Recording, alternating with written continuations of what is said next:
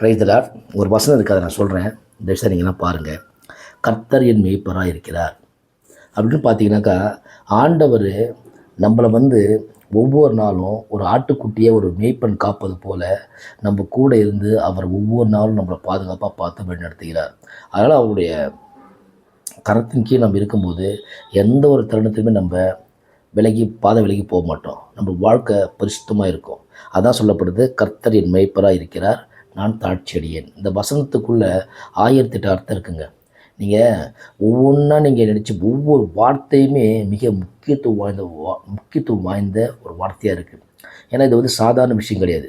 ஒரு குழந்தை தன் தகப்பு கூட இருக்கும்போது இருக்கிற பலனுக்குள்ளே சாதாரண ஒரு மனிதன், நானும் பண்ணி சாப்பிட்டு இருக்கும்போது அவங்ககிட்டே அவ்வளோ பெரிய பவர்ஃபுல்லாக அந்த குழந்தை பாதுகாப்பாக இருக்குன்னா, ஆண்டவருடைய சொல் பேச்சு கேட்டு அவர் வார்த்தையை கேட்டு நம்ம இருக்கும்போது நம்ம வாழ்க்கை எவ்வளோ சிறப்பாக இருக்குன்ற மறக்காமல் யோசித்து பாருங்கள்.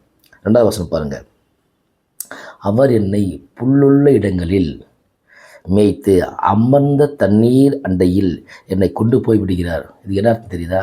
அதாவது நம்மளுக்கு தெரியாது வெற்றி எங்கே இருக்குது, ஐஸ்வர்யம் எங்கே இருக்குது, அதுக்கப்புறம் ஆரோக்கியம் எங்கே இருக்குது நம்மளுக்கு தெரியாது. ஆனால் அவருடைய கரத்தின் கீழ் நம்ம இருக்கும்போது அவர் நம்ம சரியான இடத்துல கொண்டு போய், அது வேலை நிமித்தமாக இருக்கலாம், அரசு நிமித்தமாக இருக்கலாம், பதவிகள் நிமித்தமாக இருக்கலாம், மிகப்பெரிய தொழில் நிமித்தமாக இருக்கலாம், எப்படியாவது இருக்கலாம்.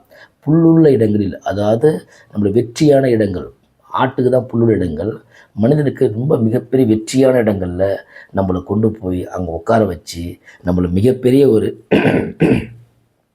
ஒரு அதிகாரியாக நம்மளை இந்த உலகத்துக்கு அறிமுகப்படுத்தி மிகப்பெரிய ஐஸ்வர்யமானாகவும் செல்வந்தவனாகவும் நல்ல ஒரு உழைப்பாளியாகவும் நம்மளை வைத்து அதில் போட்டு பாருங்க.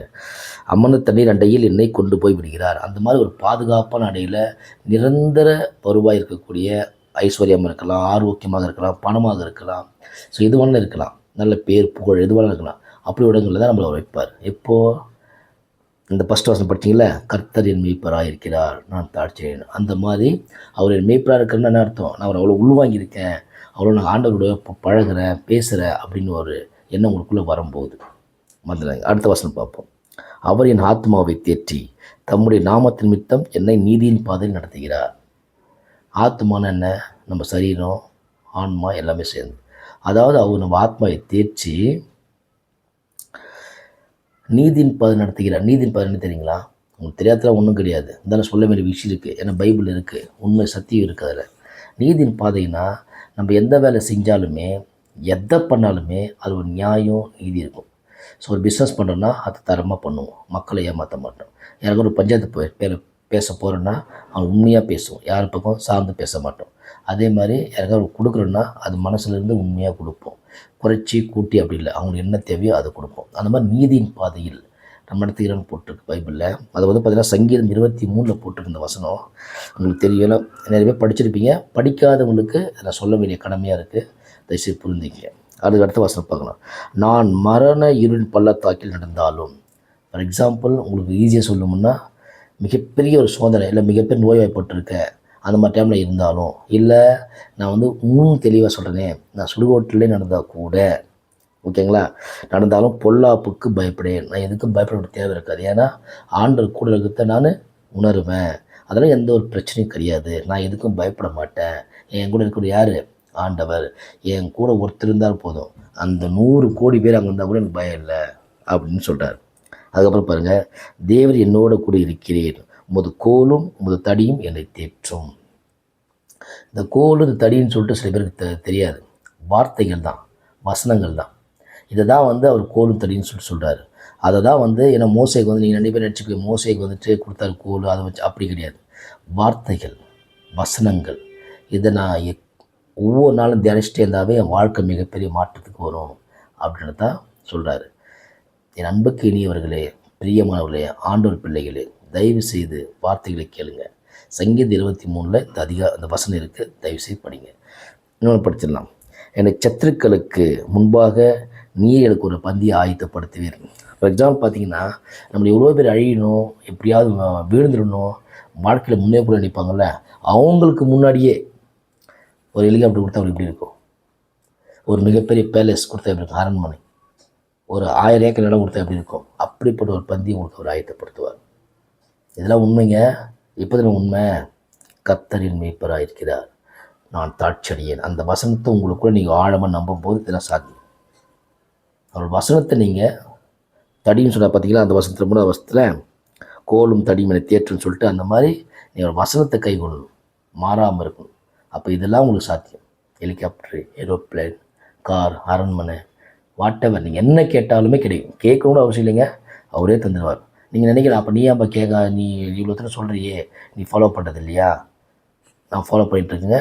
நான் தரும்போது அதையும் உங்களுக்கு காமிப்பேன் வீடியோவில். இதை சாத்தியம் பாருங்கள். ஏன் சொல்லுங்கள்? கர்த்தர் என் மேய்ப்பராக இருக்கிறார். ஆமென், ஹல்லேலூயா. அடுத்த வசனம், என் தலையை எண்ணெயால் அபிஷேகம் பண்ணுகிறேன், என் பாதம் நிரம்பி வழிகிறது. ஆசீர்வாதங்கள் எல்லாமே. அதை எண்ணெய் அபிஷேகம் சாதாரண நம்ம எண்ணெய் தேய்ச்சி குடிக்கிறது இல்லைங்க, நிரம்பி வழியில் பாத்திரங்கள் எண்ணெய். அப்படிப்பட்ட ஒரு ஆசீர்வாதம்.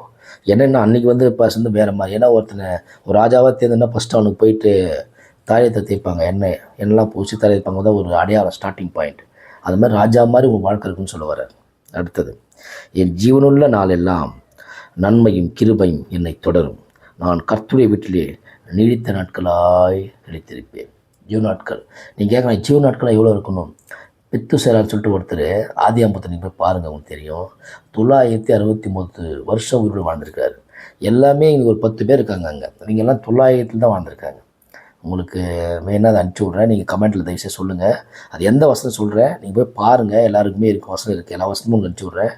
அந்த வருஷம் பாருங்கள், எல்லாம் 900 மேலே இருக்காங்க. நிறைய பேர், இதில் ஒரு 10 பேர் கிட்ட இருக்காங்க. ஸோ அந்த மாதிரி வாழ்ந்துருக்காங்க. எப்படி தெரியுங்களா? இதில் போட்டிருக்குல்ல, நீடித்த நாட்களாய் நிலைத்திருப்பேன், நான் கர்த்தருடைய வீட்டிலே நீடித்த நாட்களாக இருப்பேன். அவங்க பாருங்கள் எத்தனை தலைமுறை பார்த்துருப்பாங்க, குறைஞ்சபட்சம் ஒரு 15 தலைமுறை பார்த்துருப்பாங்க ஒவ்வொரு ஆளும். அப்படிப்பட்ட ஒரு வருஷம் கூட நீங்கள் 60 தாண்டத்து மிகப்பெரிய கஷ்டமாக இருக்குது. 70 80 மக்கள் ஆடி போயிருக்காங்க. அப்படி ஒரு பிரச்சனையாக இருக்குது. ஸோ இந்த வசனத்தில் நம்ம பார்க்குறோம், இது எல்லாமே உங்களுக்கு பார்த்தீங்கன்னா உங்களுக்கு நல்லாவே தெரியும். வேத வசனங்கள் நம்ம ஏதோ சும்மா ஒரு புக்கில் படிக்கல. தயவு செய்து இதெல்லாம் ஃபாலோ பண்ணுங்கள். அவனுடைய வார்த்தை கேளுங்க, அதை மறக்காமல் ஃபாலோ பண்ணுங்கள், செயல்படுத்துங்க, நடைபடுத்துங்க, அசை போட்டுகிட்டே இருங்க. அவனுடைய வார்த்தையை உங்கள் வாழ்க்கை மிகப்பெரிய வெற்றி பெறும். அதுக்கு நானே உங்களுக்கு சாட்சியாக இருக்கிறேன். இதில் ஏதாவது இப்போ நான் படித்த ஏதாவது டவுட் இருந்தால் தயவுசெய்து மறக்காமல் எனக்கு கேளுங்க, கமெண்ட் பண்ணுங்கள். உங்களுக்கு பதிலளிக்க உங்கள் நண்பனா, உங்கள் அண்ணனா, உங்கள் தம்பியா, உங்கள் பிள்ளையா நான் காத்துட்ருக்கேன். Rice lot. தேங்க்யூ.